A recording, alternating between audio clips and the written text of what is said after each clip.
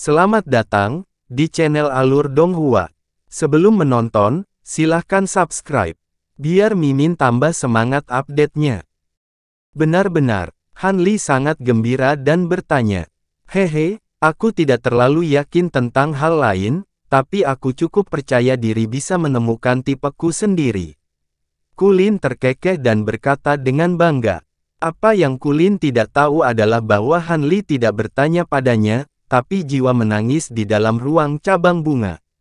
Menilai dari gejolak jiwa Kulin, dia seharusnya tidak berbohong. Suara menangis jiwa terdengar di benak Han Li.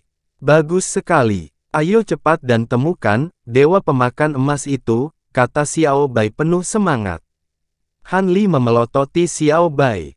Yang terakhir mengecilkan lehernya dan tertawa kecil.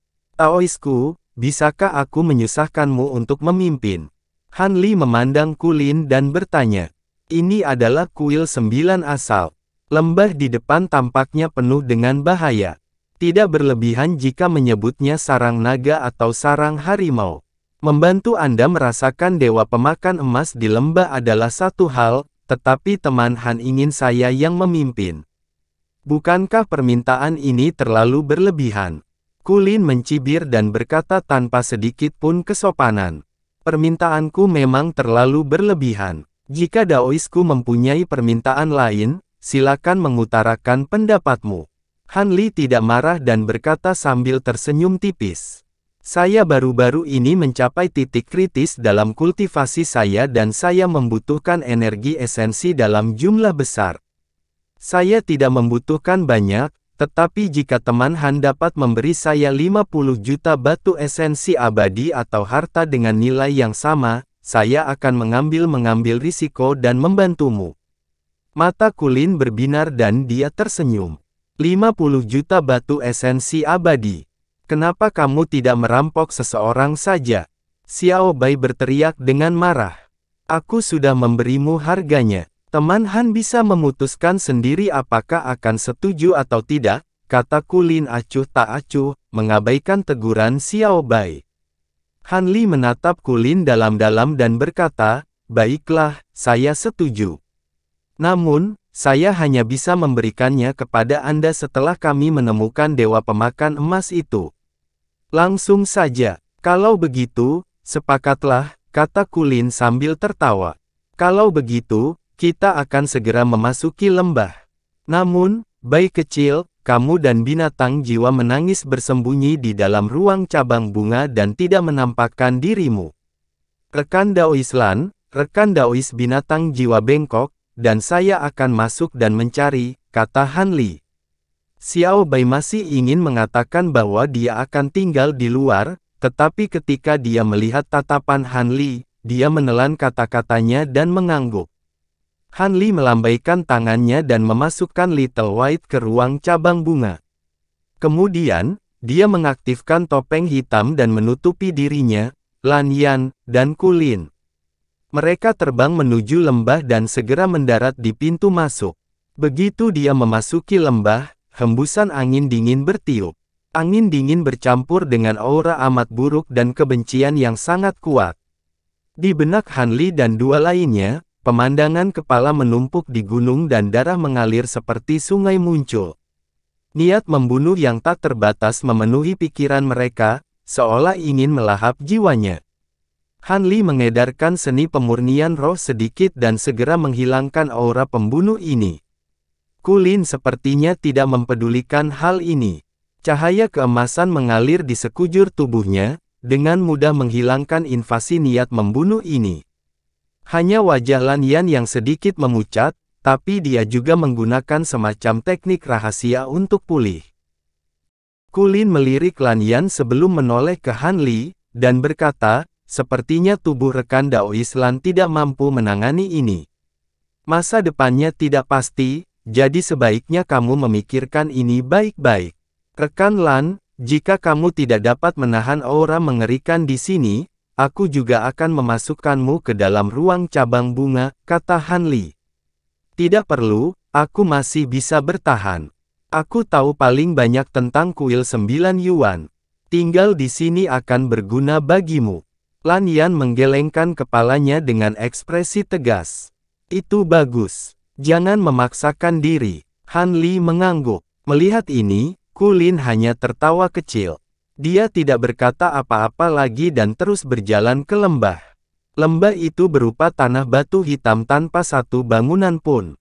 Karena angin dingin, tidak ada tanaman yang tumbuh di sini. Kelihatannya sangat terpencil. Ketika Kulin tiba di sini, dia tiba-tiba berhenti dan menutup matanya seolah dia merasakan sesuatu. Setelah beberapa saat, dia berkata, seharusnya di sini. Saya pernah mendengar orang mengatakan bahwa Gui Lingzi juga membangun kediaman istananya di bawah tanah. Sepertinya ada gua lain di bawah tanah. Saya hanya tidak tahu di mana pintu masuknya. Lan Yan melihat sekeliling dan bergumam. Han Li mengaktifkan mata sihir rahasia ke-9 dan mengamati sekeliling dengan cermat. Namun, dia tidak menyebarkan indera ilahinya agar tidak diperhatikan. Dia segera menemukan sesuatu, dan dengan lompatan, dia berdiri di depan sebuah batu hitam. Batu besar ini adalah pintu masuknya. Lan Yan bertanya dengan rasa ingin tahu. Dia tidak melihat ada yang aneh pada batu besar ini. Han Li tersenyum tipis dan tidak mengatakan apapun. Dia meraih dengan satu tangan. 5 sinar lampu hijau mekar dari tangannya dan mengembun menjadi bayangan pedang hijau yang panjangnya beberapa meter. Kemudian, ia dengan agresif menebas batu hitam besar itu. Batu hitam besar itu tiba-tiba mekar dengan cahaya hitam yang menyilaukan. Ia membentuk pilar cahaya hitam seolah-olah ia memiliki pikirannya sendiri dan menopang bayangan pedang hijau. Mata Han Li bersinar dan tangannya yang lain menebas di udara. Sebuah kilat emas melesat dan menebas sisi pilar cahaya hitam. Rasanya seperti memukul titik lemah seekor ular. Dengan suara yang lembut, pilar cahaya hitam itu runtuh. Batu hitam besar di bawahnya juga pecah berkeping-keping dan cepat hancur. Rumbel tanah tempat batu hitam besar itu runtuh, memperlihatkan sebuah gua hitam yang berukuran beberapa meter. Ada sebuah tangga di dalam gua yang berkelok-kelok hingga ke kedalaman tanah. Kulin melihat ke arah gua hitam dan berkata sambil tersenyum, "Hehe, teman Han benar-benar baik. Tidak ada batasan atau jalan rahasia yang bisa luput dari pandanganmu. Jika kalian berdua tidak begitu yakin, aku pasti tidak akan bisa menemukan tempat ini. Daoisku, mohon terus memimpin." Han Li bilang begitu. Kulin tidak berkata apa-apa lagi dan memimpin mereka berdua ke dalam gua. Hembusan angin yin hitam keluar dari bawah, menciptakan pusaran air dengan ukuran berbeda di dalam gua. Terdengar ratapan hantu dan lolongan serigala. Angin itu beberapa kali lebih kuat dari angin yin di luar. Mereka bertiga buru-buru meningkatkan cahaya spiritual pelindung untuk menahan angin yin yang menusuk tulang. Di dinding di kedua sisi gua, cahaya kristal bersinar dan lapisan es hitam mengembun, memancarkan aura yang sangat dingin. Ini adalah es mendalam yin hitam. Ia hanya akan mengembun di tempat-tempat dengan energi hantu yang sangat padat dan energi yin yang menyedihkan di bawah tanah. Ini adalah bahan yang sangat bagus untuk menempa alat abadi Ghost Dao Cold Yin. Tidak hanya sangat keras, ia juga memiliki efek serangan jiwa. Han Li segera mengenali asal-muasal es hitam tersebut. Lan Yan dan Kulin juga dengan cepat mengenali es hitam itu. Ada banyak es hitam di sini. Jika mereka bisa mengambil semuanya, itu akan menjadi kekayaan yang besar. Namun, tempat ini penuh dengan bahaya dan mereka bertiga tidak tertarik berburu harta karun, jadi hanya bisa mengabaikan. Gua itu sangat dalam. Mereka menuruni tangga selama 1/4 jam sebelum mencapai ujung tangga. Pemandangan di depan melebar dan sebuah aula persegi berukuran 2 hingga 300 meter muncul di depan. Ada beberapa batu bundar putih seukuran kepalan tangan yang bertatahkan di atap aula, hampir tidak menerangi lingkungan di sini.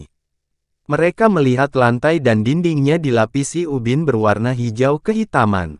Ada beberapa pola yang terukir di atasnya, memberikan kesan serius. Namun, tidak ada apapun di aula. Hanya ada sebuah pintu di bagian terdalam aula. Di belakang pintu ada lorong hitam yang sepertinya mengarah ke kedalaman. Angin yin yang semula bersiul berangsur-angsur melemah ketika mereka sampai di sini, tetapi energi hantu dingin menjadi lebih padat. Han Li dan Ku Lin masih bisa menahannya, tetapi di antara mereka bertiga, budidaya Lan Yan adalah yang paling lemah. Meskipun dia mengedarkan energinya untuk melindungi tubuhnya, dia masih tidak bisa menahan serangan hawa dingin. Giginya gemetar karena kedinginan dan darah di tubuhnya menunjukkan tanda-tanda membeku. Han Li memperhatikan situasi Lan Yan dan sedikit mengernyit. Pada saat ini, cahaya ungu menyala di tangannya dan manik ungu muncul. Itu dikelilingi oleh cahaya yang indah. Berikan ini pada Lan Yan untuk dipakai. Ini secara efektif dapat menahan invasi energi hantu. Suara jiwa yang menangis terdengar di benak Han Li. Han Li tersenyum tipis dan melambaikan tangannya untuk melemparkan manik ungu itu ke Lan Yan. Kamu layak mendapatkan barang ini. Lan Yan terkejut. Dia segera memanggil manik ungu dan cahaya ungu samar menutupi tubuhnya. Energi hantu dingin yang ganas di sekelilingnya melemah setengahnya. Terima kasih. Lan Yan menghela nafas lega dan berterima kasih pada Han Li. Han Li melambaikan tangannya dan berjalan ke depan. Ku Lin dan Lan Yan segera mengikuti. Mereka bertiga dengan cepat melewati aula dan keluar melalui pintu lain. Di depan mereka ada persimpangan jalan. 3 jalur berkelok-kelok itu mengarah ke arah yang berbeda. Jalannya redup dan 9 kata-kata mata iblis tidak bisa melihat ujungnya. Han Li mengerutkan kening dan menggunakan indera ilahinya untuk menyebar di masing-masing dari 3 jalur. Namun, begitu rasa ilahinya meninggalkan tubuhnya, udara dingin yang aneh menyerbu tubuhnya dan mengalir menuju jiwa ilahinya. Tempat ini sungguh aneh. Jangan lepaskan indera ilahimu. Han Li buru-buru menarik indera ilahinya. Saat dia berbicara, dia menggunakan seni pemurnian jiwa untuk menyaring udara dingin aneh yang menyerang pikirannya. Lan Yan dengan tegas menyetujuinya, tapi Ku Lin sepertinya sudah menyadari hal ini dan acuh tak acuh. Taoisku, tampaknya gua tempat tinggal Gui Lingzi ini luar biasa besar dan memiliki banyak batasan. Kami hanya bisa mengandalkanmu, Han Li berkata pada Ku Lin. Ku Lin mengangguk dan menutup matanya. Tubuhnya samar-samar bersinar dengan cahaya keemasan. Dia segera membuka matanya dan menunjuk ke arah paling kiri. Ke arah sini. Ayo lewat sini. Han Li mengangguk dan terus memimpin. Jalan ini juga sangat panjang. Setelah berjalan 1/4 jam, mereka akhirnya sampai di ujung. Itu adalah ruangan batu besar lainnya. Ruangan batu itu masih kosong. Selain itu, ada 2 terowongan terhubung yang mengarah ke arah berbeda. Han mengerutkan kening dan terus meminta Ku Lin untuk merasakan lokasi anak emas itu. Di bawah bimbingannya, mereka memasuki salah satu jalur dan terus bergerak maju. Ada banyak jalur di ruang bawah tanah ini yang membentang ke segala arah. Area itu sangat luas. Untungnya, hanya ada angin dingin dan energi hantu di sini. Tidak ada hantu atau bahaya. Di bawah bimbingan Ku Lin, mereka bertiga dengan cepat bergerak maju. Kemajuan mereka masih dianggap mulus. Menurut perkiraan Han Li, mereka telah maju sejauh ratusan mil. Menurut Ku Lin, mereka berada tidak jauh dari lokasi anak emas itu. Han Li mendengar ini, tapi dia tidak santai sama sekali. Bagaimanapun, perjalanan ini sepertinya terlalu mulus. Gua tempat tinggal Gui Lingzi, yang memiliki kedudukan tinggi di kuil 9 Yuan, tidak boleh mudah dibobol oleh orang lain. Apalagi saat dia tidak ada di sini, seharusnya tidak seperti ini. Dia berpikir begitu dalam hatinya, tapi dia tidak menunjukkan kelainan apapun di wajahnya. Dia hanya meningkatkan kewaspadaannya dan merasakan dengan cermat semua gerakan di sekitarnya. Han Li dan 2 lainnya sedang berjalan di sepanjang koridor yang panjang. Ku Lin sudah berada di depan. Glabelanya berkedip-kedip dengan cahaya keemasan saat dia merasakan posisi Jin Tong setiap saat. Segera, koridor itu berakhir. Sebuah ruangan batu besar muncul di depan. Kamar batu itu sangat besar, berukuran beberapa ribu kaki. Namun, tempat itu tidak lagi kosong.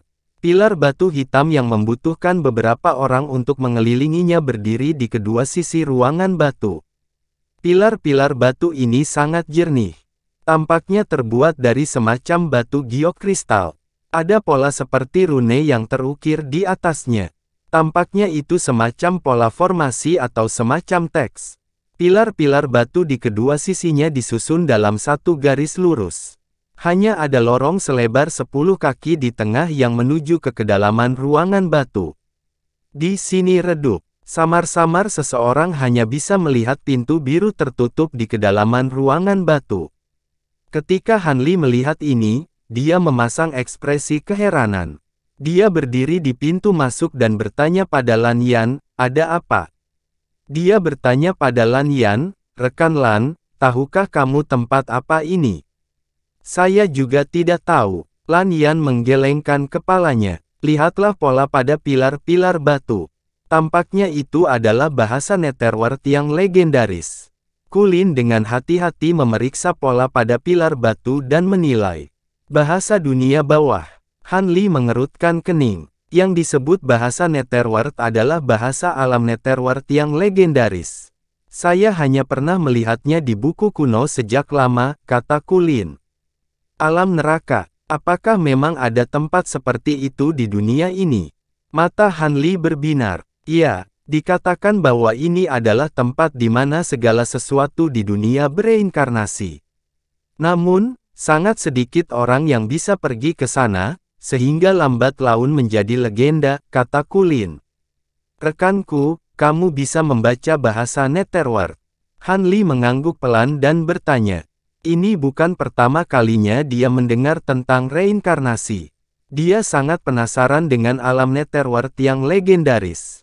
Namun, dia belum bisa menemukan bukti konkret yang membuktikan keberadaannya. Dia tidak menyangka akan menemukan petunjuk di sini.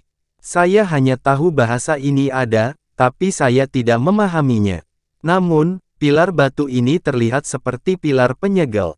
Saya khawatir ada sesuatu yang tersegel di dalamnya. Selama kita tidak menyentuhnya, seharusnya tidak apa-apa," kata Kulin. Han Li mendengus setuju. Dia juga menebak hal yang sama. Namun, dia tidak yakin apakah aman berjalan seperti ini. Sambil berpikir, dia diam-diam mengaktifkan 9 kata mata iblis, dan bahkan mengambil risiko menggunakan kesadaran jiwa untuk merasakan situasi pilar batu ini. Namun, dia masih tidak dapat menemukan apapun. "Rekan Daois Kulin, apakah kamu yakin Golden Immortal Devourer ada di depan?" Han Li merenung sejenak dan bertanya. "Lumayan, sekarang tidak jauh.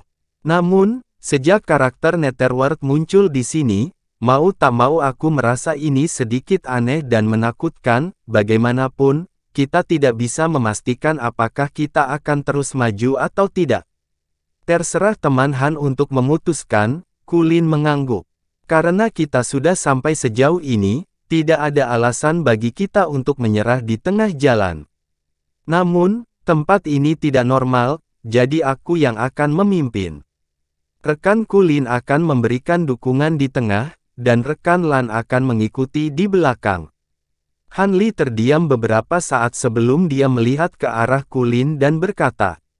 Lan Yan tentu saja tidak keberatan dengan ini dan hanya mengangguk. Dengan teman Han yang memimpin, tentu saja itu yang terbaik.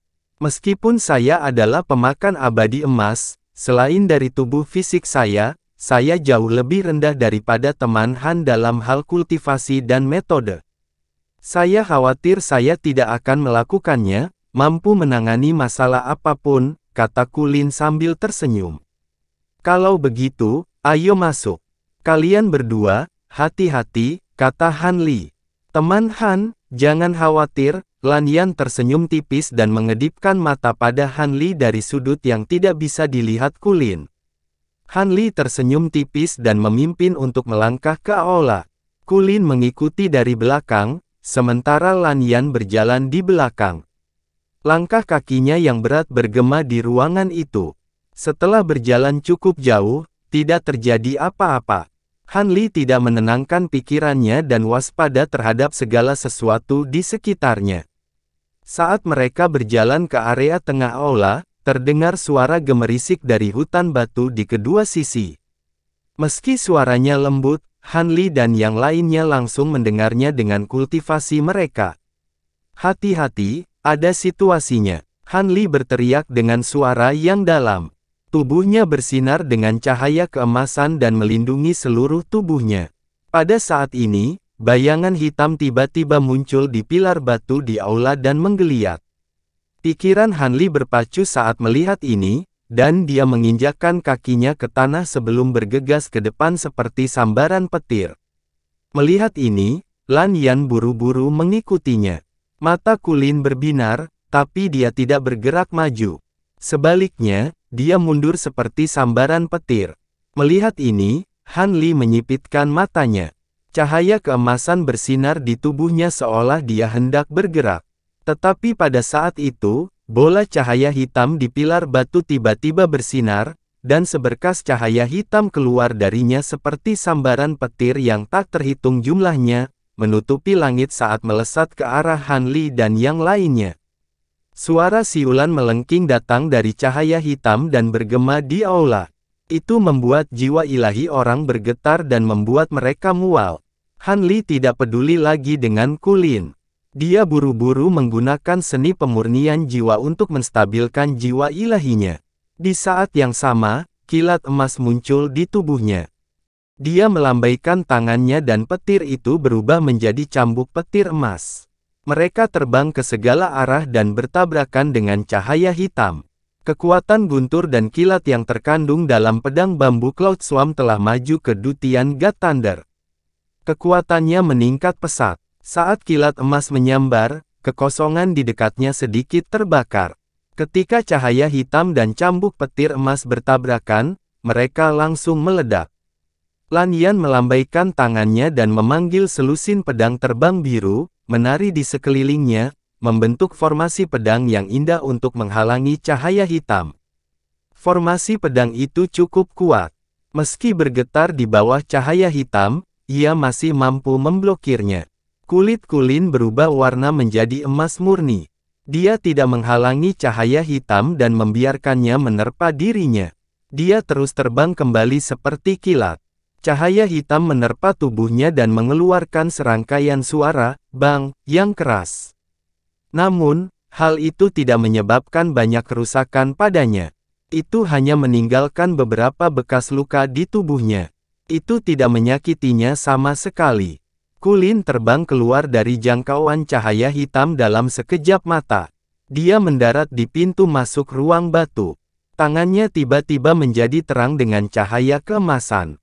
Dia melambai ke depan. Dua lampu emas keluar dari telapak tangannya.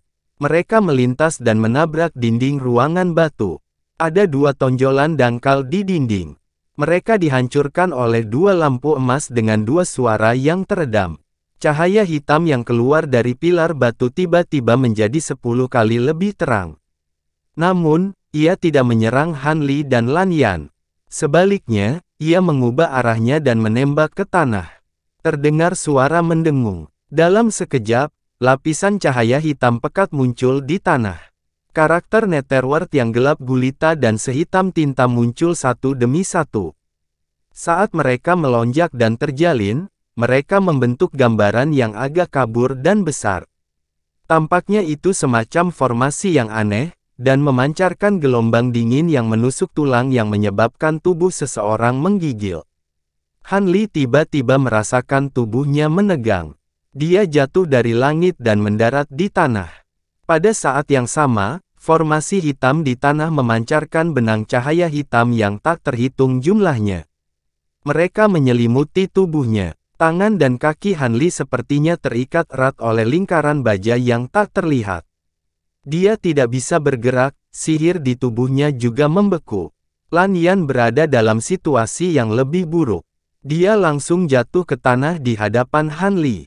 Dia dipenjara oleh formasi hitam dan tidak bisa bergerak. Kulin, apa maksudnya ini? Han Li bertanya dengan suara yang dalam. Meskipun dia tidak pernah benar-benar mempercayai Kulin, dia tidak menyangka Kulin akan begitu akrab dengan tempat ini. Dia bahkan tahu bagaimana mengendalikan pembatasan tempat ini. Kalau tidak, dia tidak akan mudah terjebak.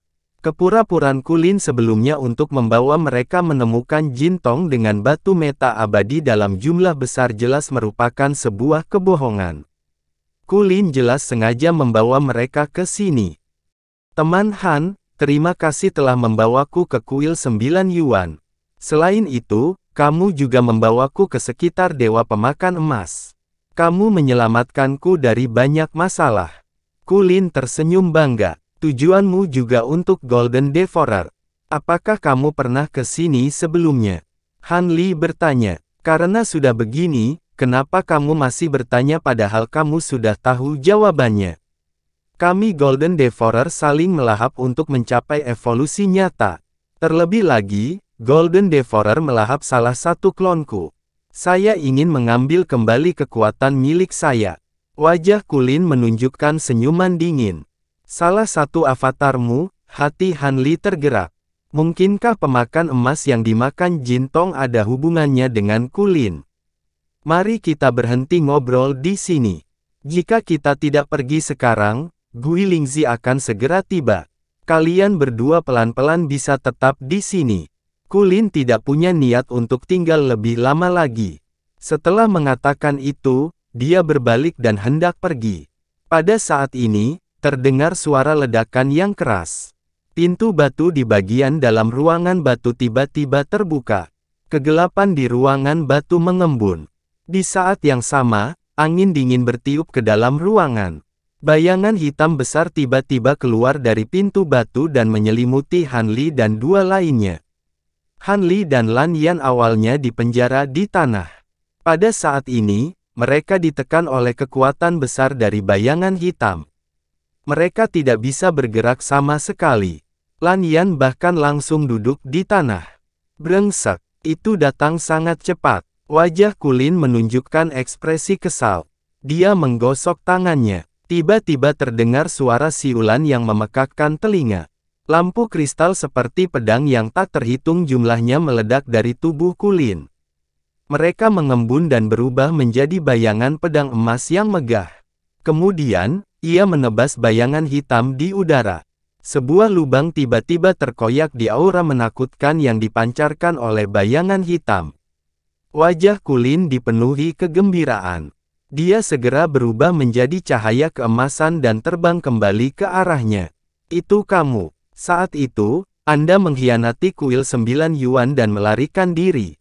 Hari ini, kamu berani kembali. Kalau begitu, jangan berpikir untuk pergi lagi. Suara yang memekakkan telinga datang dari udara. Sebelum suara itu menghilang, sebuah cakar hitam besar seukuran rumah muncul dari udara tipis di depan cahaya keemasan yang telah diubah oleh Kulin. Cakar besar itu ditutupi sisik. Secara khusus, 5 paku besar itu penuh dengan tanda dan pola yang aneh. Itu memancarkan kekuatan yang sangat dahsyat. Kemanapun ia melewatinya, kekosongan itu seperti tirai yang dengan mudah dipotong menjadi 5 tanda hitam rapi. Terdengar suara yang tajam. Cahaya keemasan yang diubah oleh Kulin meledak. Sosoknya muncul. Yang mengesankan, dia sudah dipotong menjadi 5 atau 6 bagian. Namun, permukaan potongan itu bersinar dengan cahaya keemasan. Mereka berubah menjadi 6 kumbang emas seukuran kepala manusia. Mereka terus melesat ke depan seperti kilat. Dalam sekejap, menghilang. Hah! Bayangan hitam di udara melintas dan berubah menjadi pemuda berjubah hitam. Pipinya tipis dan panjang, matanya suram dan dingin. Wajahnya menunjukkan ekspresi bingung. Guilingzi. Di tanah di bawah, Han Li sedikit menyipitkan matanya dan bergumam.